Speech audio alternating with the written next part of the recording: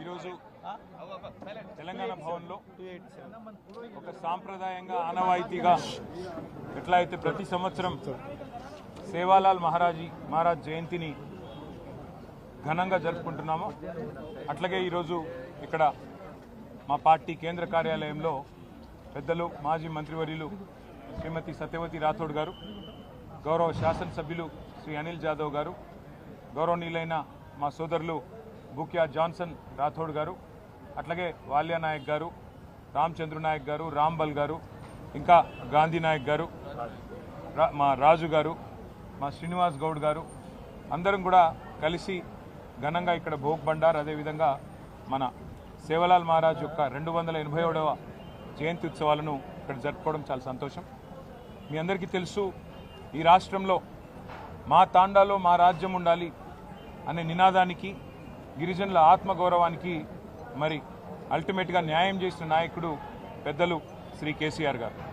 అది గిరిజన గూడాలు కావచ్చు, కోయగూడాలు కావచ్చు, లంబాడ తాండాలు కావచ్చు, 3146 కొత్త గ్రామ పంచాయతీలను ఏర్పాటు చేసి ఇవాళ 3146 మంది మా గిరిజన బిడ్డలు సర్పంచులుగా, వార్డు సభ్యులుగా మరి 30,000 మంది వార్డు సభ్యులు అయినారు అంటే దానికి కారణం గౌరవ పెద్దలు మరి మన నాయకులు కేసీఆర్ గారు.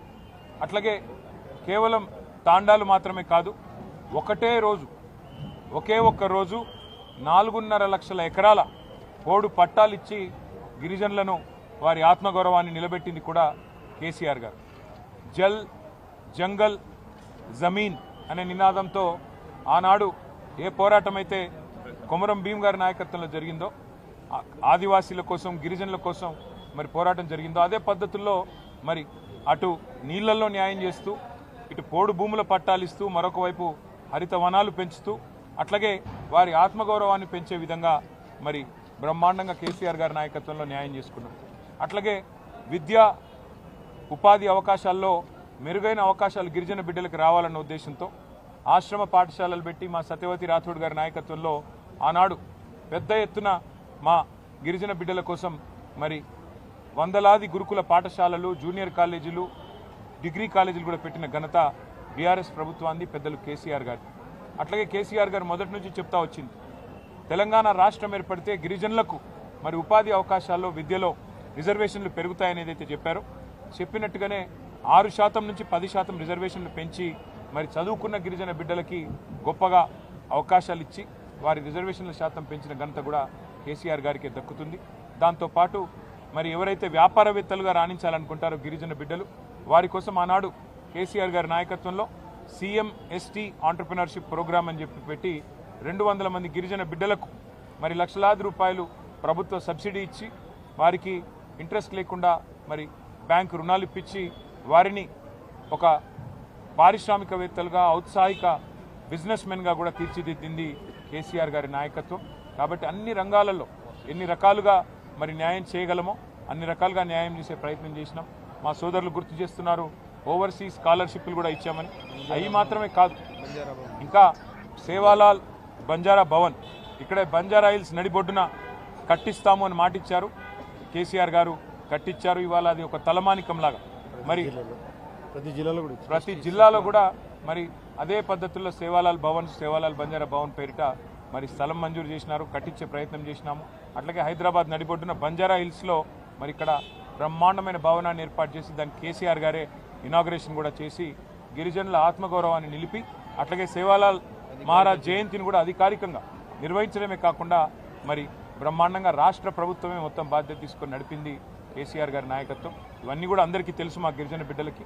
భవిష్యత్తులో మరిన్ని సేవలు కేసీఆర్ గారి నాయకత్వంలో తిరిగి ప్రభుత్వం ఏర్పడిన తర్వాత తాండాలలో ఇంటింటికి నీళ్ళిచ్చిన కార్యక్రమం కానీ, ఇంకా మిగతా కార్యక్రమాలు కానీ ఇంకా ఉధృతంగా చేస్తాము. గిరిజనులకు అండగా నిలబడతాము. బంజారా సోదరులకి, సోదరిమణులకి మళ్ళొకసారి సేవాలాల్ జయంతి మరి సందర్భంగా మీకు అభినందనలు తెలియజేసుకుంటూ, దాంతోపాటు ఇవాళ మహాశివరాత్రి కూడా ఈరోజే ఉన్నది.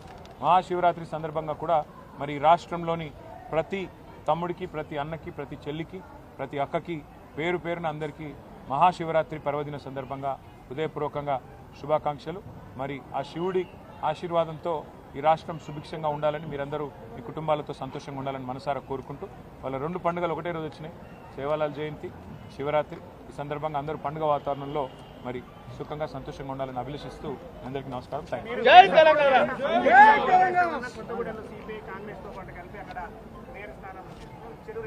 ఉండొచ్చు, దానికేముంది, వాళ్ళు ఆల్రెడీ అలయన్స్లో ఉన్నారు కదా. కాకపోతే వాళ్ళు ఆల్రెడీ సిపిఐ అనేది అలయన్స్లో ఉంది, ఇబ్బంది ఏమీ లేదు. మేము సింగరేణిలో ఉండే కార్మికుల ప్రయోజనాల దృష్ట్యా సింగరేణిలో జరుగుతున్న దోపిడీని నిరోధించడానికి అని నేను క్లియర్గా చెప్పాను. అక్కడ బీజేపీ కాంగ్రెస్ ఇద్దరు కూడా ఇవాళ సింగరేణి దోపిడీలో భాగస్వాములై మరి వారు సింగరేణిని దోచుకుంటున్నారని చెప్పినా ఇవాళ ఏఐటీసీ లాంటి సంఘం మరి సిపిఐకి అటాచ్డ్ ఉన్నా మరి వారు ఏ కారణం చేతనో ఈ ఒత్తు కొప్పుకున్నట్టున్నారు. మరి వారి మీద ఏ ఒత్తులు పనిచేసాయో నాకు తెలియదు కానీ బట్ ఒకటి మాత్రం పక్క, ఎవరు కలిసి వచ్చినా కలిసి రాకపోయినా సింగరేణి సంస్థ ప్రయోజనాల కోసం, సింగరేణి కార్మికుల కోసం గతంలో ఎట్లా కొట్లాడామో, గతంలో వారితో ఎట్లా ఉన్నామో భవిష్యత్తులో కూడా అట్లాగే ఉంటుంది. నాకున్న అవగాహన మేరకి వాళ్ళ దాదాపు 34 చోట్ల హంగుంది. సరే, అక్కడ చాలా అరాచకాలు చేస్తూ ఉన్నారు కాంగ్రెస్ వాళ్ళు. మా కార్పొరేటర్లు కౌన్సిలర్లను ఎత్తుకొని పోవడం, ప్రలోభ పెట్టడం, పోలీసులను ఇంటింటికి పంపడం, గూండాలను పంపడం, రకరకాల కార్యక్రమాలు చేస్తున్నారు. మాకు ఇంకోటి ఇప్పుడు ఎక్స్ అఫిషియో ఓటు విషయంలో కూడా స్పష్టత రాలేదు. మరి చూద్దాం, మాకు కూడా ఇంకా వస్తున్న ట్రెండ్స్ అవి చూస్తూ ఉంటే ఇంకా కొన్ని మున్సిపాలిటీలు మా ఖాతాలో పడతాయి. ఇప్పటికే 17 క్లియర్గా ఉన్నాయి, ఇంకా దాదాపు ఒక 10-12 రావచ్చు అనేది మా అంచనా. చూడాలి రేపు ఏమవుతుంది. ఎందుకంటే అధికార పార్టీ అరాచకాలు, అధికార పార్టీ ప్రలోభాలు, అధికార పార్టీ యొక్క ఒత్తిళ్లు ఇవన్నీ తట్టుకొని మరి మా కౌన్సిలర్లు, మా కార్పొరేటర్లు పాపం వీరోచితంగా కొట్లాడుతున్నారు. చూడాలి రేపు ఏమవుతుంది అనేది చూడాలి. జై తెలంగాణ.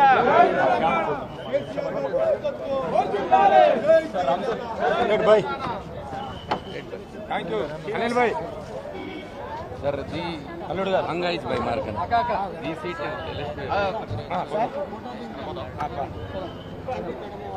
అవునా